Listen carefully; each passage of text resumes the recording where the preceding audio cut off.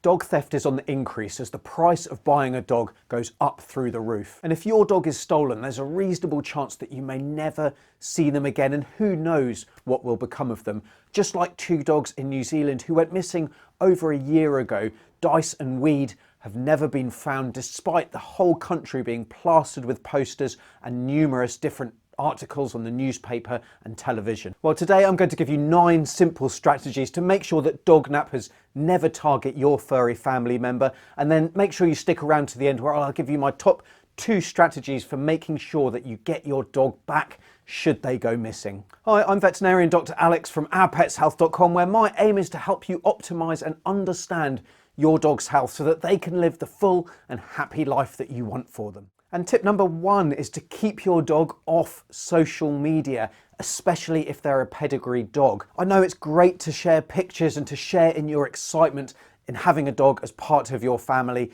but thieves can use social media to look for dogs to target. Your dog doesn't really need their own Instagram page, and if you are tempted to make one, really try and keep any personal details and details of location completely hidden from any images or stories that you share. Along the same line, step number 2 is to keep your own personal social media pages private so that only people that you know personally have access to your photos. So if you are sharing stories of getting your new puppy with your friends and family, and let's face it, Facebook and Instagram is fantastic for that, make sure it really is only shared with those people that you actually know. And step number 3 is just good all-round advice. If you know you're going to be away from home, if you've got a holiday coming up, again, don't put that information online, because it's not just Dognappers who will use that information. Other thieves scour social media for signs that a house is going to be empty and they can take advantage and steal from you. And then if you are out of the house on a regular basis, whether that's at work or at school, rather than leave your dog home alone, consider taking them to doggy daycare. Not only will they be looked after and they're not going to be left alone to be taken, they're also really going to enjoy that stimulation rather than the potential boredom that comes with being left alone at home. For longer trips away, whether that's a weekend, an overnighter, or a longer holiday, don't just get somebody to come in to let your dog out and top up their food bowl.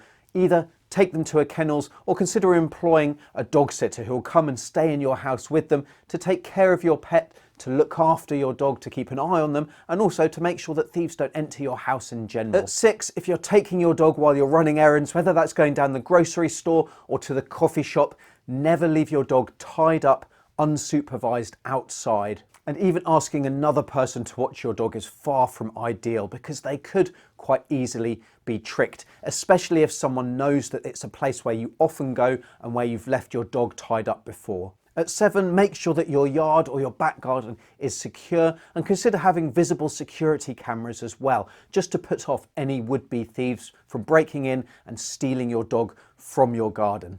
And then when you're out and about with your dog, if you're taking them for a walk, you're going around the local park, either make sure you keep your dog on your leash, or make sure they've got a really good recall so that they will always come back to you no matter what. This is a really important thing for their safety in general, to make sure they're not going to chase something across the road, but also it means that they're not going to be tempted to go with somebody else after you've called them back. And then while you're out and about, you need to be really careful of strangers asking very specific detailed questions about your dog, like what their date of birth is, what specific breed or crossbreed they are they microchipped, are they neutered? Those are all questions that, depending on how you answer them, may make your dog at a higher risk of being stolen, either at that point in time or at a later date. It's also a good idea to change your routine, to walk your dog in different routes, different areas, and at different times or different days of the week, just to mix things up a bit so a thief won't know exactly